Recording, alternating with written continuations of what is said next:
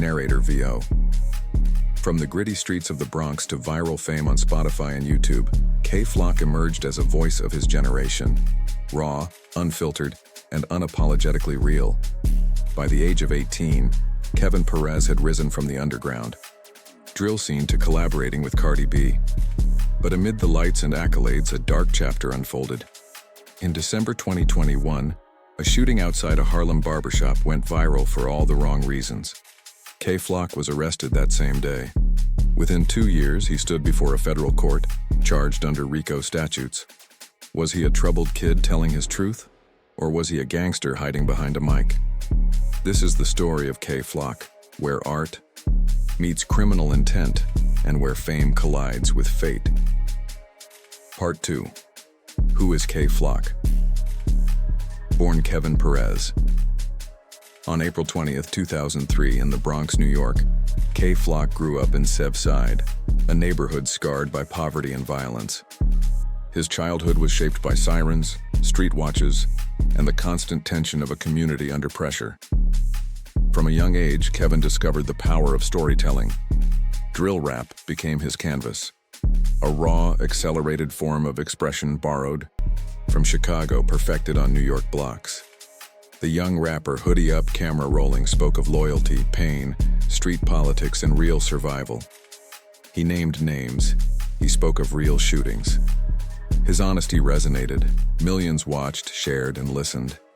In 2021, K released the DOA tape, a fiery mixtape that showcased his narrative style. He then dropped the single, Being Honest, which exploded online. Before long, he shared a studio with Cardi B on Shake It. With major labels knocking, his star was rising. But whispers followed, concerns that his lyrics crossed from performance into threat. Critics warned, K wasn't just crafting images, he was living them. Part 3. Drill music and the culture of violence. Drill music, with its stripped-down beats and street-carved lyrics, isn't for the faint of heart. In New York, it goes beyond sound. It's a culture, a weapon, a compass for youth with few other options. Unlike trap, drill is direct. It confronts. It names rivals. It celebrates retaliation. K-Flock tapped into this energy, channeling experiences from Sev Side and beyond. But as his popularity climbed, so did scrutiny. City officials, including NYPD commissioners, issued warnings. Drill lyrics were more than metaphors. They were blueprints. Platforms were pressured to take down videos. Lyrics were subpoenaed, and artists claimed censorship by another name. In court, metaphors became evidentiary statements. The question loomed, when does art end and admission begin? Part 4. The Harlem Shooting On. December 16, 2021, outside the Above barbershop in Harlem, tragedy struck. According to prosecutors, 24-year-old Oscar Hernandez, known as OY Waska, was headed inside when an argument with K-Flock escalated. Hernandez stepped forward. Shots rang out. Hernandez fell. K fled. Surveillance captured footage of the altercation. Footage prosecutors say shows both men charging at each other before the fatal shot. Days later, Perez surrendered and was charged with first-degree murder and illegal weapons possession. The Bronx-born rapper who once held a mic was now holding court appearances and facing the harshest charges imaginable. Part 5. The Federal RICO case. By early 2023, a grand jury indicted K under the Racketeer Influenced and Corrupt Organizations Act, RICO, a law designed to dismantle organized crime. Prosecutors claimed K was no longer just rapper Kevin Perez. He was an integral part of Sev Side DOA, a gang engaged in shootings, robberies, extortion, and weapons trafficking. The evidence would include rap lyrics, social media posts, music, videos. Prosecutors argued these weren't art. They were threats, admissions, and declarations of war. Defense attorneys countered fiercely. Rap is storytelling. It's catharsis, not confession. They likened the prosecution to criminalizing Shakespearean drama. But this was no poetry slam. It was federal court, where the stakes were decades behind bars. Part 6. The Trial and Verdict. The trial spanned 6 tense weeks in 2025.